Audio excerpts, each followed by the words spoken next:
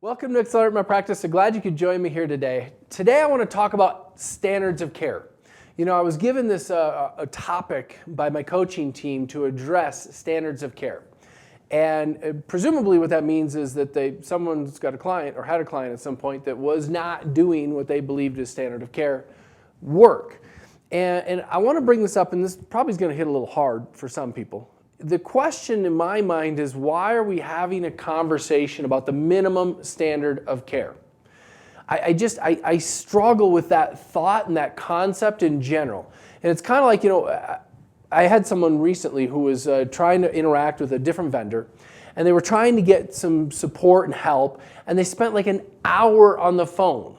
And they spent an hour on the phone just to get a simple question answered. And I'm thinking to myself, man, we need to do some customer service training for this company, because I can't imagine that's the standard of care of, hey, let's have a client who's calling you up, who has a lot of money with you and a lot of business investing with you, who has to spend an hour just to get a live person.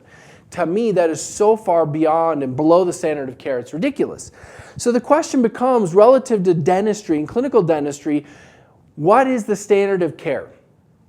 And I'm not a dentist, so I can't tell you what the standard of care is. But I can tell you, if you're anywhere near the standard of care, we've got a problem. We should be beyond the standard of care, well above it, exceeding it. And obviously some of that goes back to what your principles are. We shot a show probably a year and a half ago called Firm in Philosophy, Flexible in Approach, I think was the title of it, or something like that, where you've got to be very, very grounded in what is your principle that you believe in and how you're going to work with your patients. And to me, this is such a big piece of the standard of care conversation. And the biggest example I hear all the time is periodontal disease. We go into offices, and some of you guys might have been one of these examples, and some of you weren't, but we go into offices, and all of a sudden we walk in and we say, hey, do you perio probe every single patient, every single time, every single pocket? And usually what we hear is, well, no. But yet the standard of care is that we're supposed to probe every single patient, every single time, every single pocket. And for some reason we don't. And I know why we don't, because we feel overwhelmed, we feel stressed out, we feel... maybe we could even go so far as to call it lazy. Again, I told you this is going to hit hard. And the challenge in my mind is that, man, if we're not even doing something that helps us understand if a patient has periodontal disease that could ultimately shorten someone's life, 5 or 10 years, kill them, have them lose their teeth, and we're in the business of saving teeth, and we're not doing the screening process to help us find it, oh my, big problem. So what I would really think about with you and your team are, what are the minimum standards? And how close are we to the minimum standards? Because we shouldn't be anywhere near those things, in my opinion. I don't want to be the minimum standard sort of coach who comes into your office and gets the minimum results.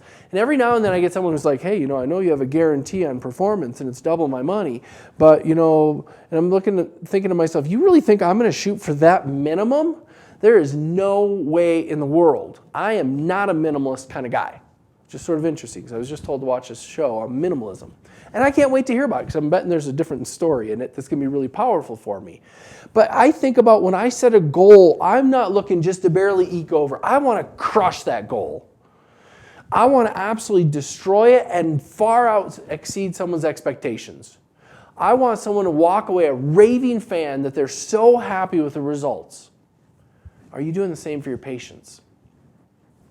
Are you setting the bar, the expectation for you and your team that you so grossly exceed your patients' expectations that they have no ability but to do anything other than refer every single friend and family to you? If you're always coming to us saying, I need new patients and I'm not getting enough patients, perhaps this is an area we should look at. Perhaps we're not getting referrals because we're doing the minimum. We're doing the minimum standard of care. I think that if we are, our approach is very flawed from the beginning. I think we really need to sit back and reevaluate and get fired up about what it is we want, how we want to serve our patients, how we want to serve our community, how we want to serve our friends who are our patients, how we want to serve our team, how we want to serve our neighbors.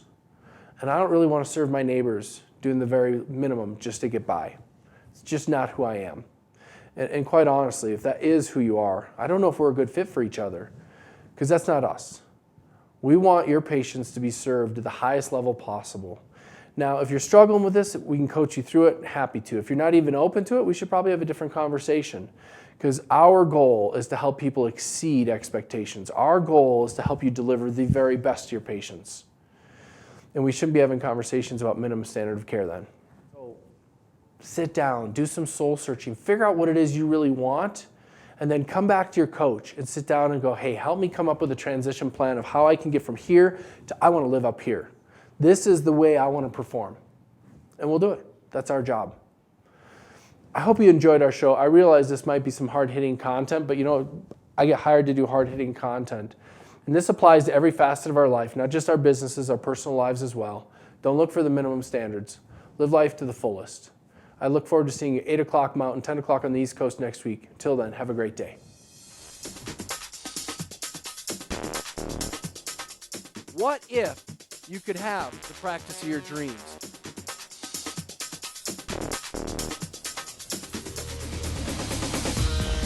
What's holding you back?